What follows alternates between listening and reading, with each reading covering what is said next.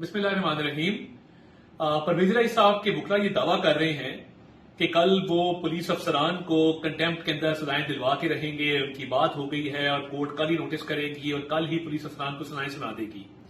अरबों रुपए की करप्शन करने वाला ये शख्स, जिसने हमेशा से कोर्ट्स को मैनेज किया है, हमेशा कोर्ट्स को मैनेज करके ये बड़के मारी हैं कि कोर्ट्स मैंने मैनेज कर ली। अब अगर उनके वकला टाइम से पहले ये कह रहे हैं कि जज साहब कल ही पुलिस अफसरान को सजाएं दे देंगे, तो ये सिस्टम पे बहुत बड़ा सवालिया निशान है कि वो करप्शन का पैसा जाता किधर है, जो कई सौ अरब रुपए की करप्शन की है।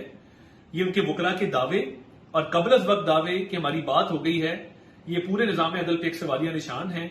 और मैं ये समझता हूं कि ये इंतहाई अफसोसनाक है। और पुलिस अफसरान का इसमें कसूर क्या है? यानी इस्लामाबाद पुलिस का एक वैलिड ऑर्डर है और उसमें उनको डिटेन किया गया है और डीआईजी ऑपरेशन तो पूछ रहे थे कि ऑर्डर कहां पे है। तो अगर पुलिस अफसरान को सजाएं दिलवाना ही मकसूद है तो आप अपने हाथ से सजा दे देते, या आप खुद घर छोड़ाते जाके, या कहीं और पनाह दे देते उनको। अगर इतना ही आउट ऑफ द वे जाना था, 3-3 साल आह चीमा की किसी ने बेल नहीं सुनी इस मुल्क के अंदर। और परवेज इलाही साहब का इतना दर्द है कि कई सौ अरब रुपए की करप्शन के केसेस हैं और ऑर्डर आता है कि डीआईजी साहब उनको घर छोड़ के आए। और अब कंटेम्प्ट की जो हम खबरें सुन रहे हैं, ये तशवीशनाक है।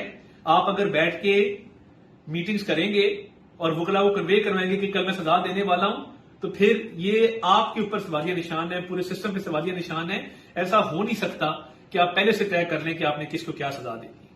YouTube पर गूगली टीवी देखने के लिए youtube.com की सर्च बार में गूगली टीवी टाइप करें। गूगली टीवी के पेज पर सुर्ख रंग के सब्सक्रिप्शन वाले बटन पर क्लिक करना ना भूलिए। YouTube पर अपलोड होने वाली वीडियो से बाखबर रहने के लिए बेल आइकॉन पर क्लिक कीजिए। आपको हर नई आने वाली वीडियो के बारे में नोटिफिकेशन मौसूल हो जाएगा।